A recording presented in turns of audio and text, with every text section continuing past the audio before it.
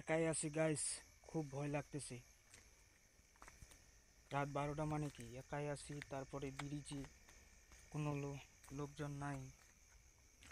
তাই এখন হাঁটি হাঁটি বাসায় যাচ্ছি।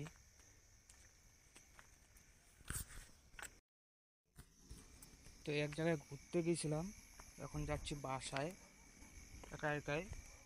তো কি আর বলবো,